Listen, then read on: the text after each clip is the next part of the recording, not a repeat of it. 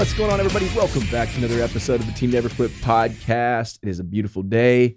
Actually, it's a little dreary out, but it's all good. We'll roll with the punches. It's by the time you're listening to the episode, it probably is a beautiful day outside. Let's kick this thing off with a Patreon question of the day. If you had to sum up the whole human species in 3 words, what would those words be? Mind, body, and spirit. All right. That's about all I got. If I had to sum it up. The whole human. I would say faith, family, food. Oh, nice. Well, now that's pretty good one. That's survival. That's the human condition. Then I guess we're getting deep. Well, that's good. Yeah. Hey, nice work, man. Yeah. I'm going to piggyback off y'all, both of y'all. I'm food, somewhere in the right? middle. Yeah, that doesn't leave a lot of room for discussion here. I think you guys killed it. So I'm going to go with food.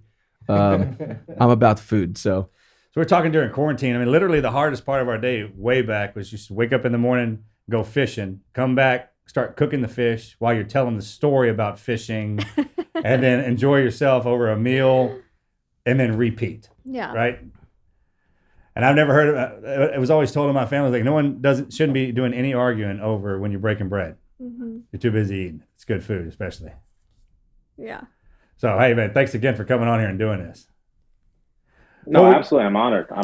I want to hear how big that fish was. The fish was this big. That's right. And it took me 2.5 hours to reel it in. And it was fighting. And I broke 3 poles, but I jumped in. I grabbed the line. I put, is it a story like that? Because those are the best stories The best. when you're cleaning the fish. Yes. Especially if they come back with some damage. It always helps, no matter what. Okay, so before we get into this and where you're at now, which congratulations, man, great job on your success and where you where you wound up as opposed to where you started. But just to back it up a little bit, man, if you could give our listeners a little idea of where you come from and how you got here. Yeah, well, my name is Brother Luck. Yes, that is my real name. I am a chef, owner, author, restaurateur, mentor, kind of all the above here in Colorado. Man, my story begins with a card, a hand of cards that was dealt to me that wasn't the best.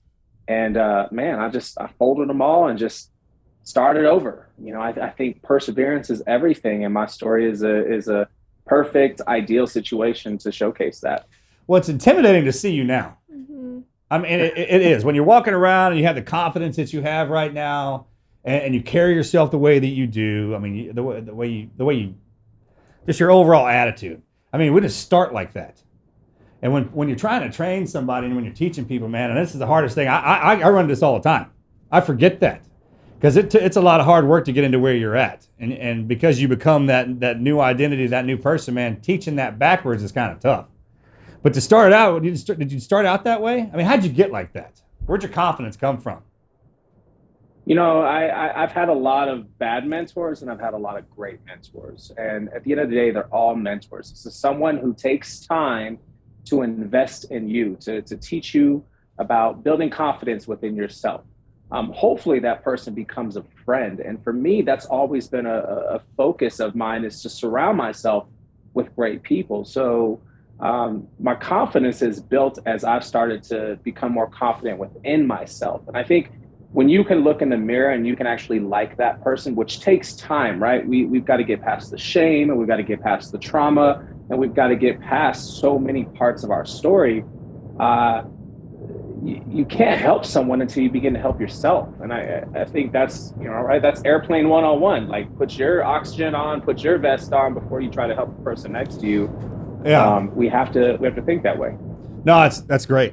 They don't ever explain in more detail of why we do it that way, and ultimately it is because if you're trying to help somebody with their situation and you're still measuring yourself, it'll get in the way. It'll start being a competition instead of trying to help somebody. Man, you'll be like, do I overlook that or do I underlook it? And that's difficult. Yeah, and think about it. You're gonna drown, right? If we're in the water and I'm trying to help you from drowning, but I don't have a life vest on, I'm not taking care of myself with my safety precautions, I'm going down with you. So can you back it up and give us actual content on where you grew up and what your perseverance, what was it? What did you go through? Yeah. So I was born in San Francisco, California, raised in the Bay Area.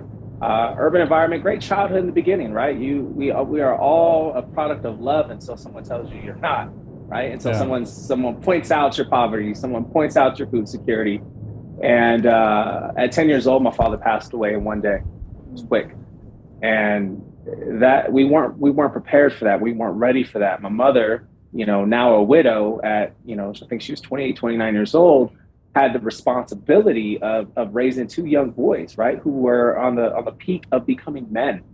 And that's tough when there's no family support, there's no financial support, there's no education to back up how to embrace this world. And she did the best she can, but she struggled. She fell on her own hard time. So I became a student of the streets. I had no parental supervision to tell me no from a very young age. So, finding those mentors, finding those role models, became drug dealers, became pimps, became street hustlers, became gangbangers. Those were the people that I surrounded myself with because I idolized what they had, which was money, power, respect. So for years, I chased that lifestyle, wanting to be one of those people until at 16 years old, a good friend of the family relocated myself and my brother to Arizona. And when I got to Arizona at 16, I got put in a vocational school. And I met grown men who told me good job. And that was the first time I had positive reinforcement as an adolescent. So this culinary program that they put me in, which was solving food insecurity, which was solving my desire to want to learn how to cook. Man, they made me want to become a chef. They made me feel good about myself. And what is that? Is that because $30,000? Is that because of how that's a real thing for you young guys out there, you kids who don't have role models, man. If you get out and start wandering around, they'll either show up or you'll find them. Mm-hmm. I kind of call them pillars. I have some in my life too. Some of them are great at teaching, and some of them are great at what they do. Like you can just watch them. They couldn't teach you worth a damn, right? And they're different. I don't know what that is, man. It's like some of them I can watch, and I was like, yeah, I need to emulate that. And then some of them can teach me something in a talking variation. Was it that way with you? I mean, some of those guys were great cooks, and that's what was inspiring, or is it just how the love they had and the passion they have for the job?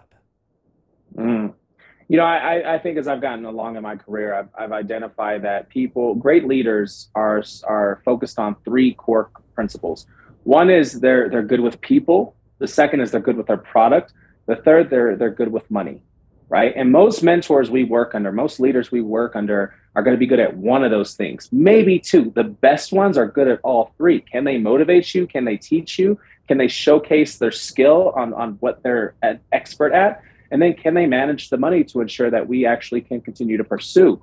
When I look at a lot of those mentors who were young that were mentoring me, man, they had one side, right? Which was usually their service, their product, their skill. And they were good at what they did, but they didn't know how to teach it, which means they had no management skills. They didn't understand how to manage the money, which was how to invest it, how to grow it, how to push it forward. And, it's about using people at that point because you're using people for the pieces that you're missing. Oh, man, that's your most important ingredient is your freaking people. Mm-hmm. You know how to cook them and you can get anything you want. The hardest thing I ever did was when my wife she made me get in the kitchen and learn how to cook. I'm not even getting on the same line as you, bro, but I got to have something. I got to have a little bit of dog in this fight. The one thing I picked up when I was in the kitchen was patience. I mean, I had the discipline, but like literally patience to sit there and let something cook and marinate and without messing with it. I mean, that's the same way when you're growing people too. You teach them something. A lot of people want to get in there and hammer it and keep on with it, man. But if you actually learn how to back up and let that marinate for a little bit and let them stew in that and learn something, and you'll see it, the progress in that, man. I learned a lot from your profession.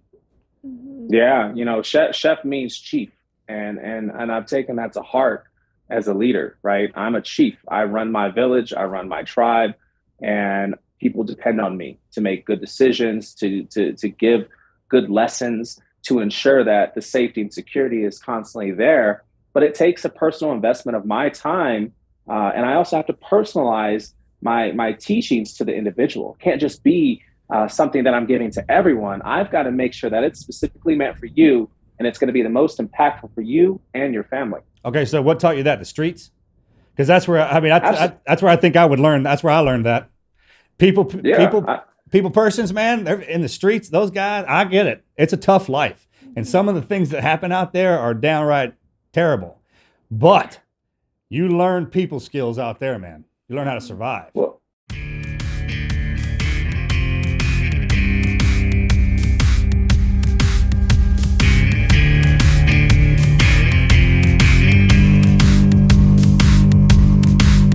All right, guys, let's take a second to thank our sponsors over at ButcherBox. It's a new year, which means I've got a lot of crazy goals. I'm trying to get up every day at 5 a.m., trying not to hit that snooze button, trying to read a book 30 minutes a day, trying to wake up and do some time on the treadmill, some time with my dog on a walk, and then making sure I get at least an hour workout in every day. And so far, 2 weeks into the year, I'm accomplishing most of my goals. Well, there's one thing that can tend to hold me back around the nutrition side of things, and that is the right kind of foods. Well, ButcherBox takes the guesswork out of finding high quality meat and seafood you can trust. They've got 100% grass-fed beef, free-range organic chicken, pork raised crate-free, and wild-caught seafood, humanely raised, no antibiotics, no added hormones, which means you can get just what you want delivered right to your doorstep. No more going to the grocery store, walking through those stinky aisles, trying to figure out exactly what it is that you're looking for, not sure about the quality. You don't have to deal with that. You can get it straight to your house. Free shipping for the continental U.S., no surprise fees. You can choose from a variety of their box plan options, from curated to customized, and change your plan whenever you want. I seriously love working with ButcherBox. There for a while, I was doing grocery shopping for myself, just picking out the different meats I needed, and I came home, and unfortunately, a lot of times I come home and the meat just wasn't up to the expectations I had, whether it just smelled a little funny or there was like a lot of fat. I mean, it was just a number of things, just was not right about it. The fact that I can get a variety of high quality cuts, a lot of them that are hard to come by at the grocery store at an amazing value, that is the reason why I use ButcherBox. They've got exclusive member deals so you can save big on your favorite cuts. They've got recipe inspiration, guides, tips, hacks. Some are even personalized so you can cook up mouth-watering meals, which will hopefully keep you on track this new year. It's never been easier for me to stay on track because now when I go to the grocery store, I know I don't need to go down those middle aisles and get stuff that I don't need. I can stick to the veggie aisle, get the produce that I need, and I focus on getting the best quality meat and seafood straight from ButcherBox. And since I'm looking to trim down in the new year, I've been worried a lot about my breakfast because when you live here in Texas and you have kolaches at your disposal, it is hard to not make that decision. So I kind of got this recipe I've been following for the last couple weeks, which is just a couple wheat toast slice with some soft-boiled eggs and some lean ground turkey made into a nice little homemade breakfast sandwich, and that's keeping me on track. If you are looking for the convenience that comes with having the best quality meats delivered right to your door, then you can get the New Year bundle for free plus $10 off when you sign up today. That is a 14-ounce pork tenderloin, 2 pounds of ground turkey, and 4 top sirloin steaks for free in your first box. Sign up at butcherbox.com/TNQ. Use our code TNQ to claim this offer. That is butcherbox.com/TNQ.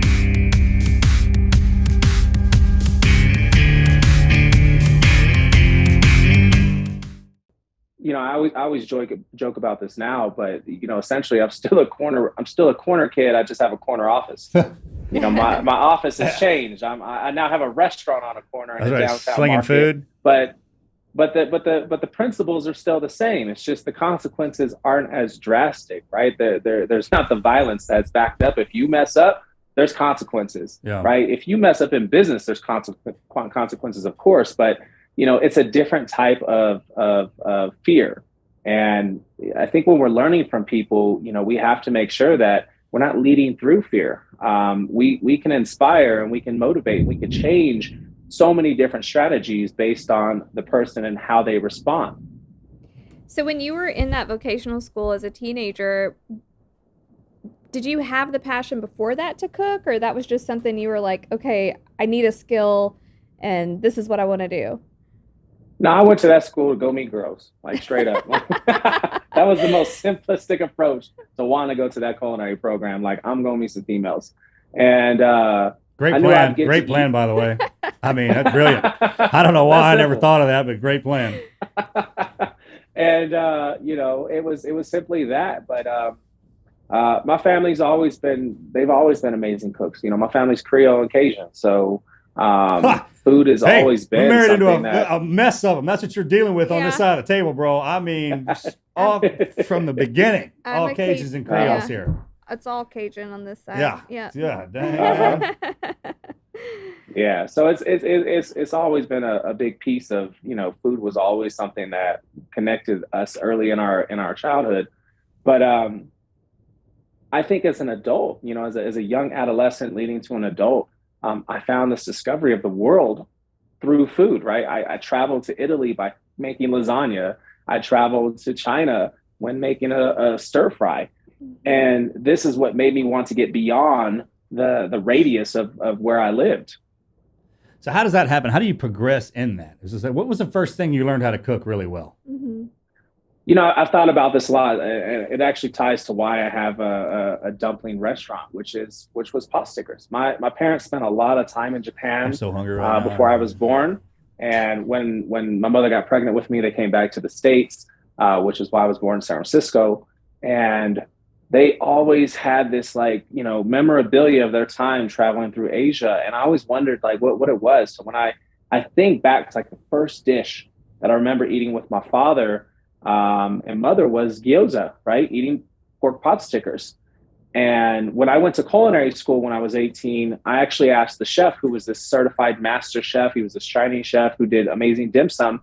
I said, "Chef, can you teach me how to make gyoza?" And that's kind of where my love affair of dumplings started, which eventually led to going to China, led to going to Japan, and then now owning a restaurant that focuses on that product. Because you're an interesting splice. Mm-hmm. I mean, that Cajun background that you come from with an Oriental training and that passion, that combination, man, is awesome. Well, and then you throw in all the Southwestern elements, right? Of most of my career was in Phoenix and in Arizona, here in Colorado and South Texas. And you get that influence of Latin America, of Mexico, and that just kind of adds a whole nother element. So my restaurant 4 is focused on the cuisine of the Four Corners, right? The Native American, the cowboy, the Spanish influence, the Mexican influence. So we tell a whole nother story and a whole nother cuisine at that restaurant. So I'm very versatile, which is why I think I did well on shows like Top Chef and Chopped and Beat Bobby Flay, is because I'm versatile to cook anything. But that's America, right? We're a melting pot of culture that takes from other cultures. We are influenced by the people who have migrated here. Yeah. Oh, yeah. We're the so melting pot hungry. already. Yeah, for sure. I want dumplings so bad right now. After we get down here, we're going to get some. This is making my mouth water. I mean, that's the best way to say it. That's how everyone got to know each other. It's over the food part. It's like, hey, man, I don't know what you're cooking over there, but it smells delicious. You mind? And then over that, we break some bread. Mm-hmm. I mean, there's the guy in our crew that can cook. He's always everyone's best. Everyone always loves him. Mm-hmm. Like, you always want a good cook in the bunch. And, Yeah. and that guy is well protected. Well protected. Yeah. Does your brother do this? Go ahead. I'm sorry. Yeah. What about your brother? Did he end up doing the same vocation? So my brother was a 92 Golf for the U.S. Army, so culinary specialist, and it was just kind of fun because he was a cook in the military, I was a cook in the professional hospitality industry, and man, it was always a constant conversation of who's the better cook. So I actually, living here in Colorado Springs, we have a lot of military installations here. I actually built a relationship with 10th Group Special Forces. So I actually train a lot of their culinary specialists at the DFAC. So I can tell him all the training that he got is actually now coming from me. So Right. That's a fun brotherly competition. Yeah. That's brother love right there. That is the purest definition of what brotherly love is that. Always going at each other, man. For sure. That's the competition. It makes you sharp. It keeps everything going. I mean, it does. That's awesome. So what was your first, when you started to realize, you actually started seeing success? Yeah, I was going to ask that too. Yeah, What's that like cooking when you're leaving the kitchen and going on and actually having to do that on TV? Talk about that a little bit. TV is a completely different world. That Yeah. has nothing to do with the hospitality industry. That's the entertainment industry. And most people don't realize this, is that, when you think of the purpose of why they're creating these TV shows, essentially it's to win awards so they can continue. but also how they make their money. They make their money in sponsorships. They make their money in endorsements, product placement. So you as a feature or as a talent, you got to kind of be aware of the game, because it's not really about, your heart, your passion, your cooking career. This is about using you as a product or piece of entertainment for somebody else to make money on. So it took me, a number of years of going through television to learn this, to where I realized the pimp's a pimp. Like, Yeah. I don't want to be pimped, and I want my money. So I'm not going to get out there and just kind of work for you like that.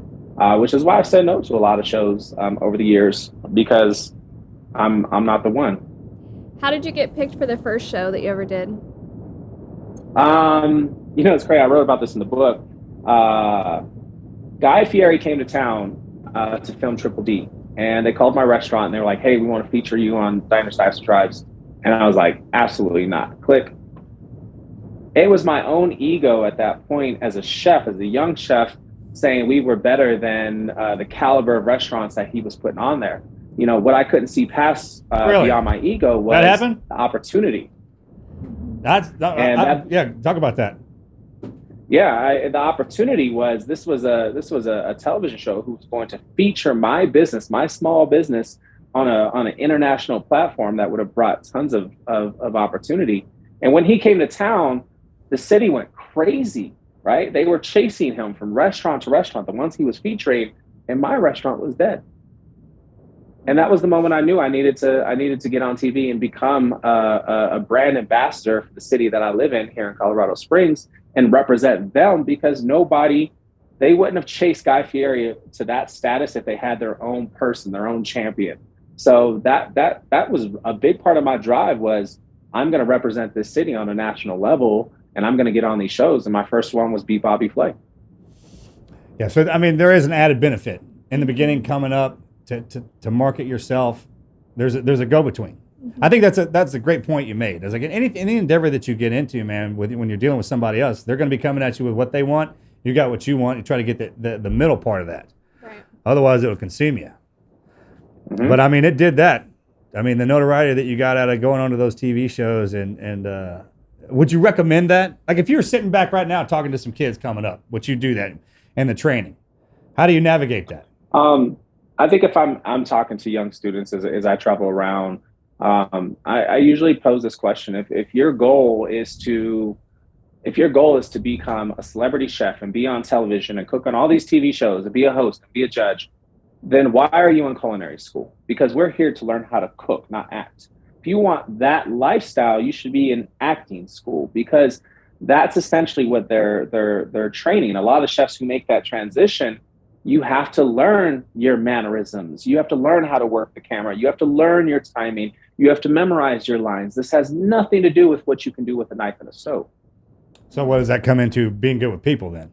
Mm-hmm. You said there was 3 parts to be successful. You got to be a good cook, working with the people, and represent your product. Yeah, represent your product. It had well, you think your product now becomes not what you're serving on the plate. Your product becomes yourself, right? Your personality. And I think that's where you have to think of your audience as your people, right? Your fan base, and how you interact with them. How approachable are you with them? How do you engage them? I don't use my platforms for my ego at this point. My platforms are for give back, right? Which at-risk programs am I talking about? Which mental health organizations am I working with? Which veterans services am I giving back to? Like, it has nothing to do with my ego anymore, because my success is no longer based on me. My success is based on the success of other people. Yeah, that's awesome. How did that feel when that happened?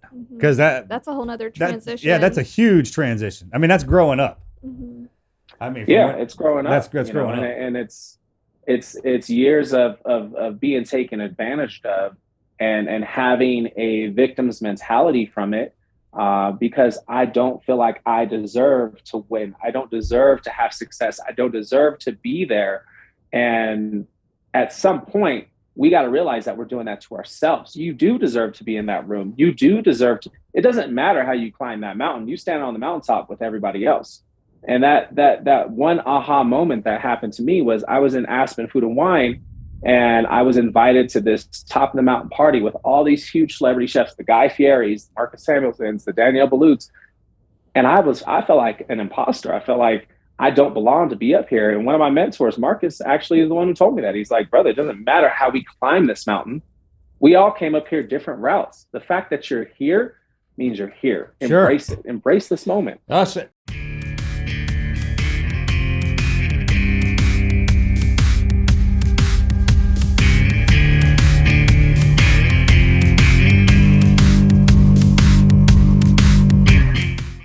All right, guys, let's take a second to talk about our sponsors over at DraftKings. The NFL playoff picture is locked in, and my go-to place for wildcard round action is DraftKings Sportsbook, an official sports betting partner of the NFL. To kick off the road to Super Bowl 57, new customers can bet just $5 and get 200 in free bets instantly. Plus, all new and existing customers can get a no-sweat bet each day of the wildcard round this weekend. Just place any NFL bet of your choice, and if it loses, you'll get a free bet back up to $10. Action's so good, why bet NFL playoffs anywhere else? You know what? It's been a hard time for my Texans. So you know what? I'm just not sure what to do now. But the Astros, you know what? They took care of us this year. So despite some of the challenges our Houston teams are facing, this has got to be the best app to bet on your favorite players, your favorite games, your favorite team. So if you want to check it out, you can download the DraftKings Sportsbook app and use code TNQ. New customers can bet $5 on the NFL and get 200 in free bets instantly. Only at DraftKings Sportsbook with code TNQ. Minimum age and eligibility restrictions apply. See show notes for details.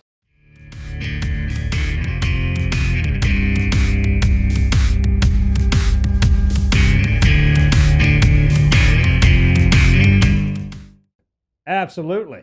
And some of people's routes are freaking dick draggers. I mean, ass whipping all the way up top. They don't even have time to talk to you when they get up to the top of that mountain, especially if they've fallen down a few times. Nobody goes up the same route of that, especially what you guys are climbing. Absolutely not. And that's the thing is we have to, no one can validate you but you, right? You can't, until you can look in the mirror and say, that's my guy. That's the person I'm proud of. You know what? You are good enough. Then you will never find it anywhere. And I say this as someone who's chased it from accolades, who's chased it from association, who's chased it through television. None of that validated me because it's still at the end of my entire journey. I broke, right? I broke mentally. And that's one of the things that I'm so passionate about when we talk about give back and helping is I broke mentally, which led to a suicide attempt, right? I gave up on myself. No matter how much I had won, I still didn't believe in myself. And that is so powerful for people to hear because me too. Explain that a little bit. I mean, I get that. It's almost just like, I mean, you were so good at your profession, you were trying to be, and you were actually great at other professions, being on TV, being an actor. Man, you're a chef. Yeah. But you became great at being on TV. And then there was the next thing is like, okay, well, I got to be great at this. And then you started out good at it. Then you become great at it. And all the time, the world that you live in, you're phenomenal at it. And it's just kind of existing right there beside you as you're going over playing in other realms. I mean, talk about that. Yeah. I mean, we create a wall, right? We create a perception wall. Here's the image I want you to see of me. I'm not going to give you the rest, right? Because I'm too scared to show you the rest. I'm too ashamed to show you the rest. I don't want to talk about what's going on inside because I don't want to be labeled. I don't want to be viewed as weak. I don't want to be judged. I don't want to be committed. Whatever it is, we don't share all of us to others. And I got to a point in my life where I realized I didn't have no friends. And I asked my wife this question. I go, how come nobody invites me to stuff anymore? She goes, you created that. You're too busy for everyone else. That's a thing. Right? Hey, when you get that moment sucks. Hey, when you're sucks. sitting alone by yourself, be like, man, where the hell are all these friends I'm supposed to be having? Like, hey, they want to be around you, man. You're the one that shut down doing what you do. That happened to me.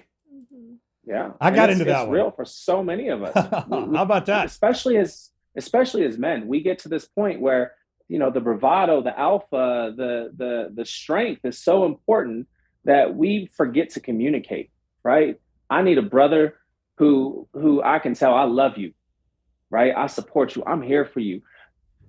That is so important because we have trust issues and we have vulnerability issues.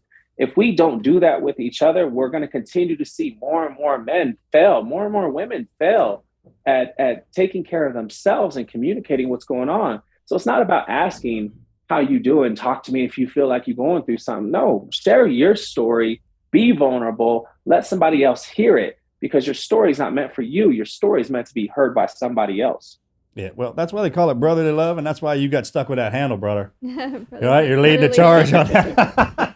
Some of us hard-headed bastards on this side, man, won't break through that unless somebody else. I don't know what that is and how that started, or which one of us started it back in the day, but it's a thing. And I mean, it probably reciprocates because we were at the table together. Mm-hmm. All of us at the table together, no this. matter which one you were, no matter which one you were in the family, the fighter, the warrior, the fisherman, whatever. It probably started like that. We just started keeping it quiet. I hear that, John Eldridge. I hear you. Yeah, man. You know what I'm talking about? All right. I know you're smart, bro. I got that.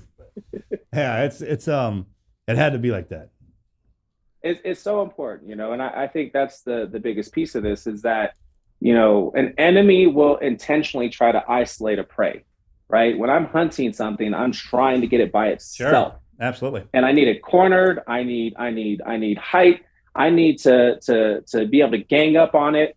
And when you don't have that band of brothers, you don't have that group of people, you're 12.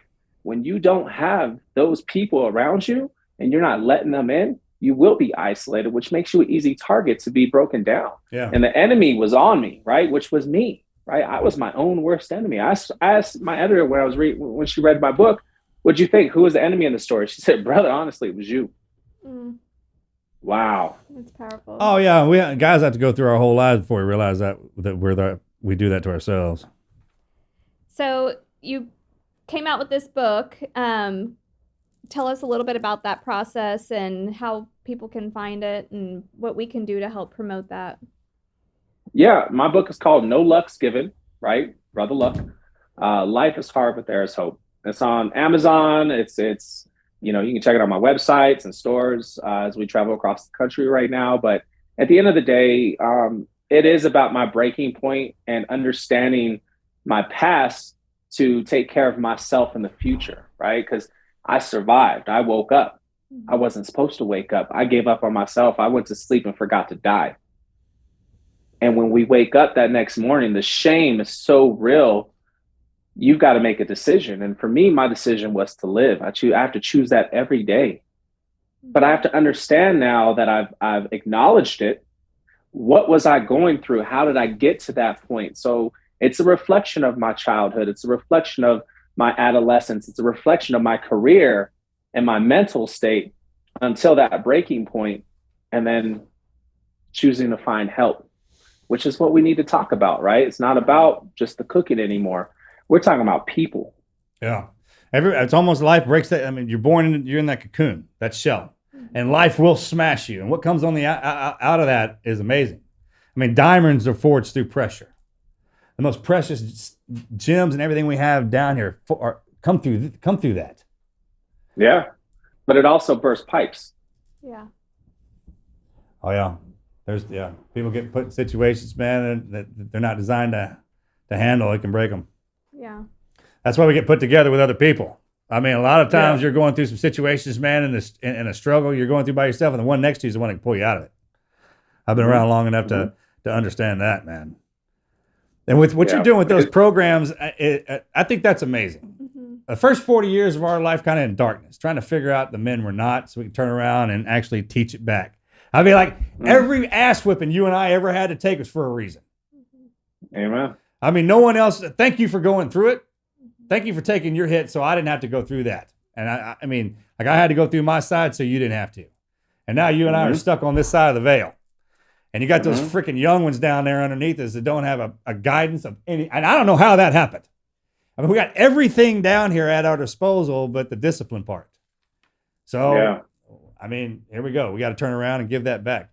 And just giving the kids something to do. And I started to think about this once, especially once I have some on the ground. I was like, man, the reason our forefathers and our parents invented sports and learning how to cook and do everything possible but get together and kill each other and have sex all the time, that's why all this other stuff exists. Because otherwise we just tear this place freaking apart. Yeah. I mean, you need outlets and you need support. And I think that's so important. what are you doing on a daily basis to take care of your own mental state, to find outlets for the pressure that we're all carrying? Because like you said, it's either going to make a diamond or it's going to burst your pipe. So you got to figure out how to manage it, how to control it, right? That's the whole point of a valve. We've got to control the pressure and disperse it where it needs to go and make it even. And you can't do that by yourself. You're going to break. Yeah. It's going to happen. Absolutely. That's a great way to say that. You could see that vibing in the country right now. Man, there's some pressure on some ends of our pipes in this country that are severe. They're not supposed to be feeling that kind of pressure, but they are. Yeah. And they're hiding it, which is the worst part. Yeah. So, this is why I share so openly. I share so vulnerable, is because it ain't about me, right? Whoever's listening to this, me too, right? I'm going there regardless of what you see on social media, regardless of what you see on TV, regardless of whatever perception or facade that I've built. I still struggle, right? That is so important for people to hear right now, because me too. Yeah. I'm curious as to when that started getting overlooked for us too. Like, because every self-help book I've ever read was written by somebody who got their ass whipped. Yeah. My favorite movies are Rocky, and usually where them guys are getting whipped the whole freaking time. I mean, if you need an ounce of anything, they don't always look to somebody when everything's good. Hell, what are you going to teach me? Hey, how'd you do that? I don't know. Everything was just good. I was like, well, I need some of that brother look. Yeah. Where's that hard stuff? You know what I mean? Real. And talking about it isn't going to make you look weak, right? I'm 6'2", 260. I ain't weak. Yeah. But I'm still talking about it. And I think that's so important for men to hear, and for strong women to hear, anybody to hear, right? You are not going to look weak when you're talking about this, right? And if somebody's going to judge you or make you feel weak, that's on them, because they're dealing with their own situation. Oh, sure. That's their own internal insecurities.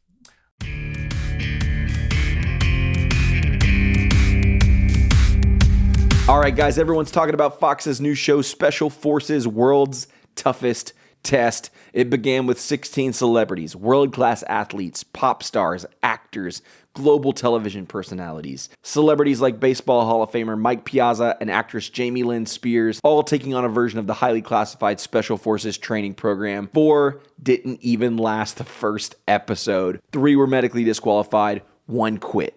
Come on. An elite team of ex-Special Forces soldiers will lead them through grueling tasks, challenging their minds and their bodies, and part of their training will include being strapped into a car and submerged underwater. This show is not a reality competition. There is no winner. The only goal is to not quit or medically disqualify. Their limits will be tested. It will be the hardest thing that they've ever done. Find out who can endure the world's toughest military training. Don't miss an all-new Special Forces World's Toughest Test Wednesdays on Fox.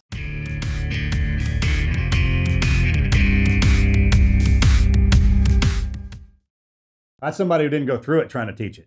Yeah. That's when you run into that.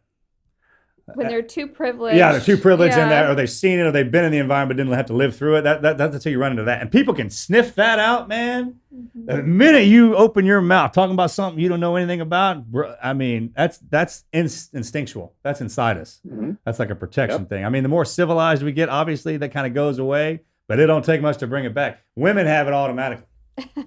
Most of us. Yeah. Most women do, yeah. So what's your plan? And you've already accomplished a ton, more than most people have in a lifetime. Do you have any plans to open more? You got that, right? You realize that part? I mean, I get the humbleness, man, but you can be so humble to where you don't use your skill craft and it becomes self-deprecating. I know you're past that. And I be on top of the mountain and everything like that. All it takes is for one person to really, hey man, good job, bro. Well, and sometimes you have to just pinch yourself, live in the moment. You're welcome. You have to just live in the moment and realize, I'm here. And yes, I did live through total shit, but I'm here and everything's okay. Yeah. If you bask in that, obviously it'll tear you up. Right. I get that.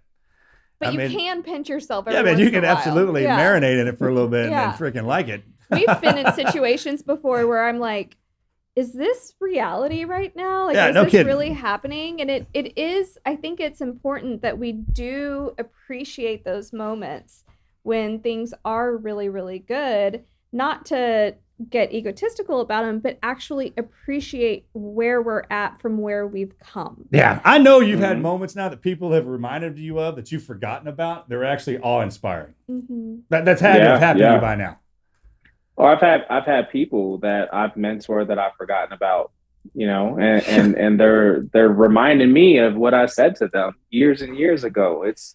Those are the best moments. Okay, right? so I want to ask you this because that's happened to me too, and I'm just curious when they tell you that, be like, yeah, well, I say it differently now.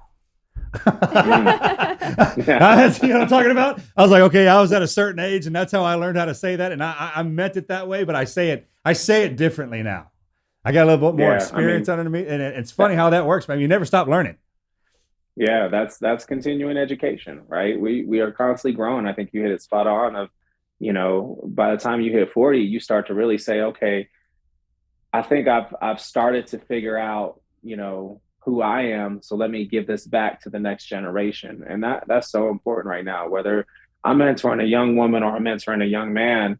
At the end of the day, this is my investment. This is my responsibility. This is my give back, because I want that next generation to pay it forward as well. Right. That's legacy. Man, I never could appreciate. I think, and even when people told me that at a young age, I didn't understand it.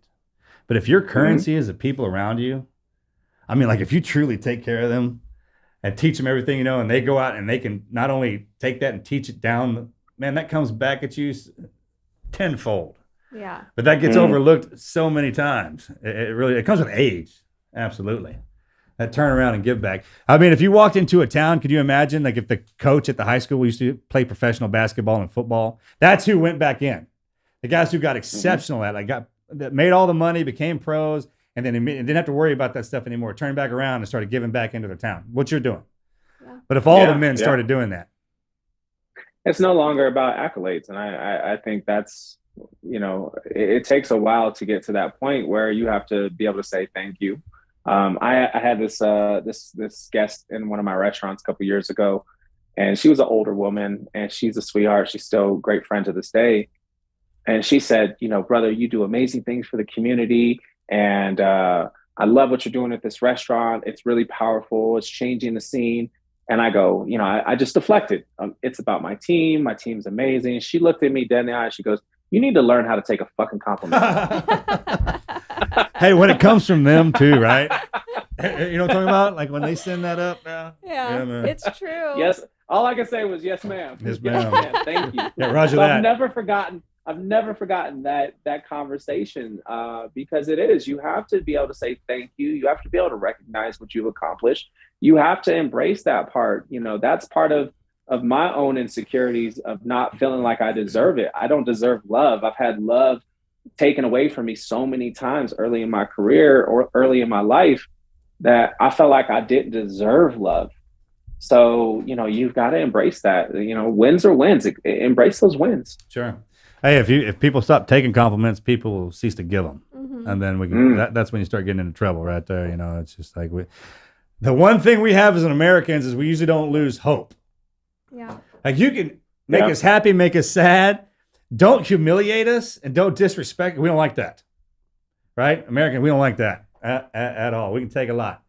But it's hard to beat us down, man, because every time you turn your head, there's a different kind of color, size, shape, everything looking at us. Yeah. Yeah. Yeah. And that's the, as I talk to a lot of young people, you have to see the world, right? We live in a very fortunate country, and we're very blessed to live in this country and have the rights and the freedoms that we have.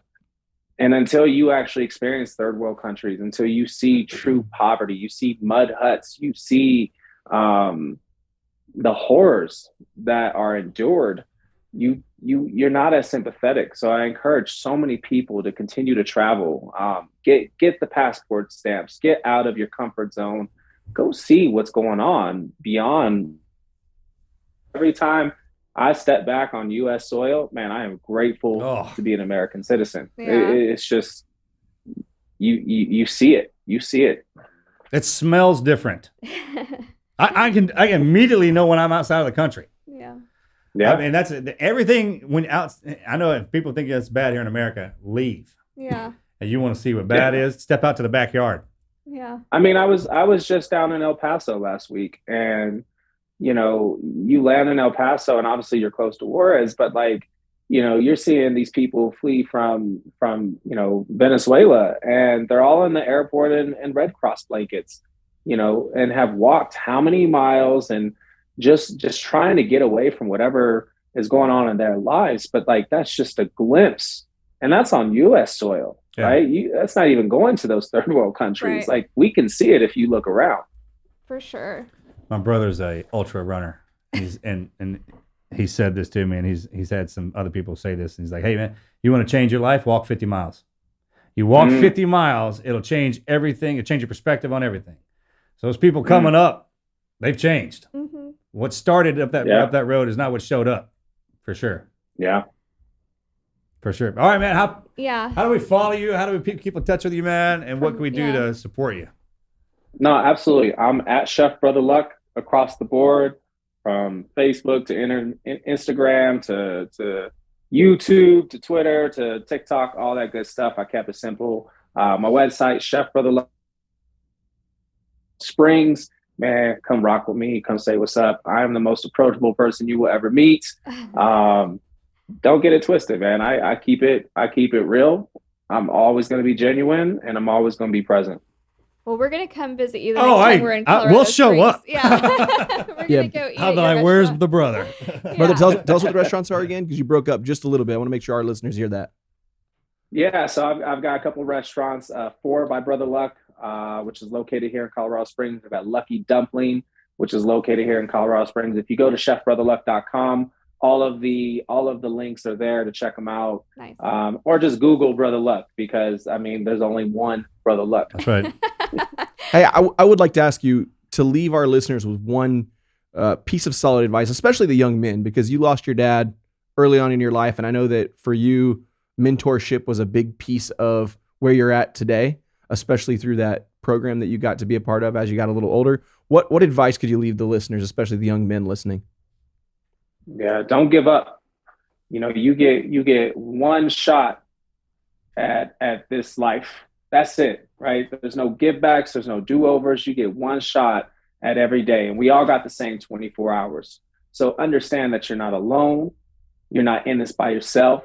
A lot of people are struggling. A lot of people are going through it. A lot of them are just hiding it better than you, right? But know that you can persevere beyond your situation, and don't give up on yourself. Love it. Well said. Yeah. Thanks, brother. Appreciate you, man. So much.